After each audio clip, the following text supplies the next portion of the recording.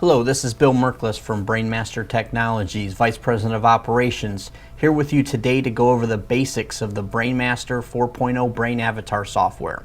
We'll be looking at how to get started, how to start opening client folders, using the training screen, and getting through the basic functions on how to use the software platform.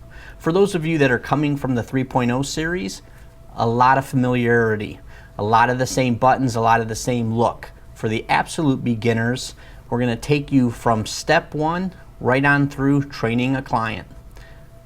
Here we go. As we go and we click on our first step, it's always the BrainAvatar icon. It's a little blue brain. As we see here, I go ahead and click on that, and I'm going to get a startup screen. Our first screen, BrainAvatar Setup. We see that along the top. Okay, this is basically the screen where we see different options, different tabs, different buttons, and we make a few initial decisions. Basically, first step for a new user is always going to be we have to log in. We're currently logged in with this software because this is on a system that I use daily. But as if it's your first time, you're going to go to the login button. As I click that, that takes me to my current login page. And we see that right here. Our first step is we're going to put the serial number of the device in question. And this is the same whether you're using a Discovery piece of hardware or you're using the Atlantis. So you put the serial number, which is actually found on the bottom of each device. You'll see an SN and then a number. You're going to put that in the serial number field. Then you're going to put a passkey that was given to you either via phone or email when you purchased your equipment.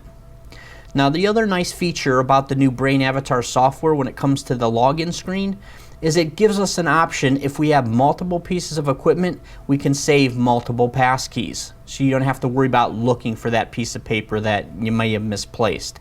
You can save all of your different devices, and when you put the serial number in, it'll save the passkey and bring the other passkey back for you. So keep that in mind. You definitely want to stay away from the delete this key unless that is truly your goal. If I go ahead and click on that, I'm going to lose both my serial number and my passkey for that device. Okay, so we want to only use that if need be.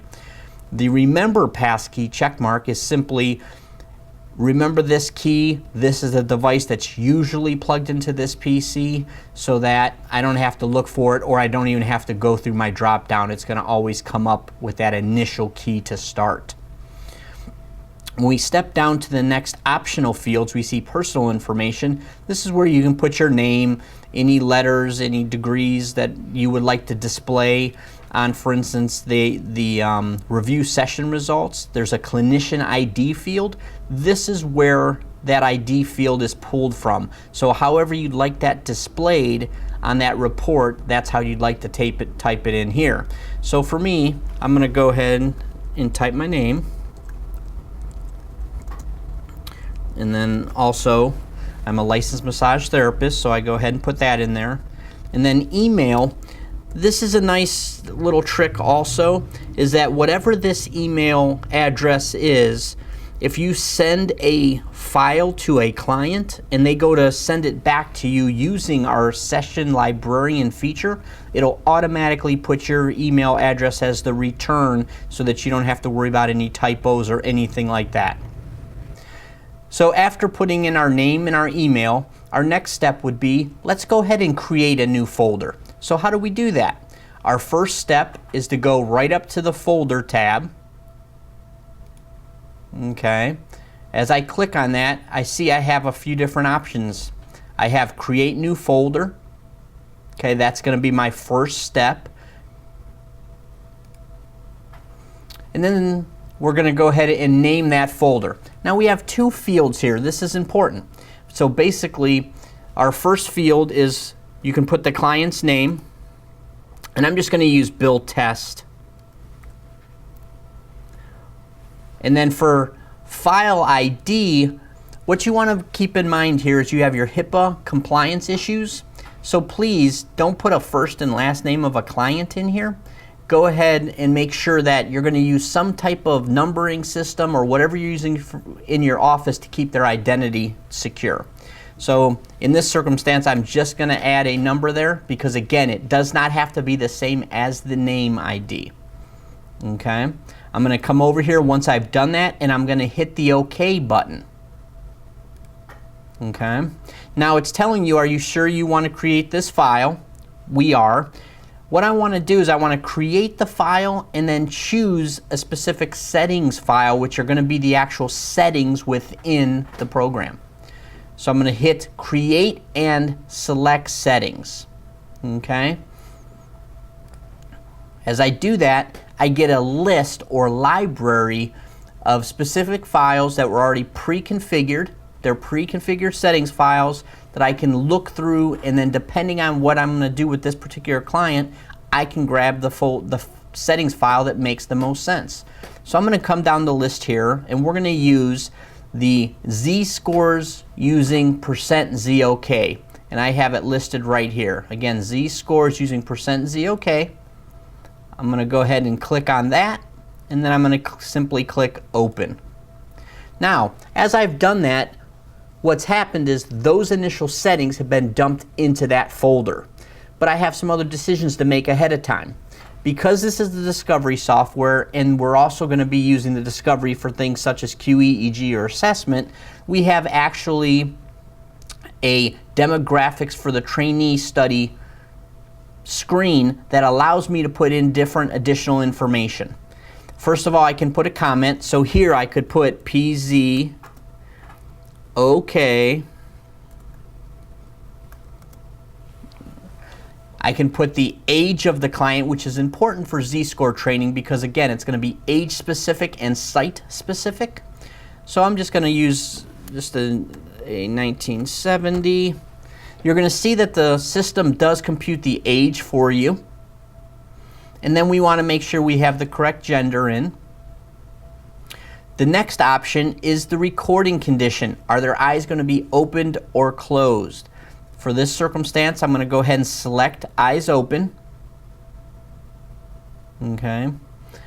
Sensor type, are they using an electrocap? Are they using, free electrodes? Are they gold? Are they tin? You can put additional information in there if you see fit. For this circumstance, I'm simply going to do electrodes, and here I'm going to even put gold electrodes. Okay. The investigator would be either yourself or an EEG technician. So here I'll put Bill M. Okay. As I do this and I've made some specific changes to the screen, I want to make sure I save that. Now there's a couple different ways to do that. I can of course hit save and continue, which is definitely the way to go. Okay. Or if I go back to that, okay, you also, since it's already saved, it's grayed out, but I also could have hit use these settings, which is hard to see right now, but it is another option. I like to use the save and continue. It's good, then it's a good safe option. Okay.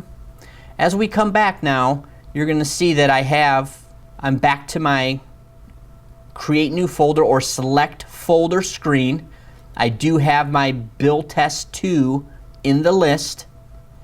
Okay. But from here, I don't have to do anything. I already have my client folder. My settings have already been put in there. So my next step is literally to go to my settings option, which is along the top, in case I need to make any other changes to the folder. Okay. So as we move from here, we're going to notice there's a summary of what our settings are for this particular client's folder. And we see them down any of these different buttons. And we also see several buttons or tabs along the top, which are an alternative way to get to some of the same information.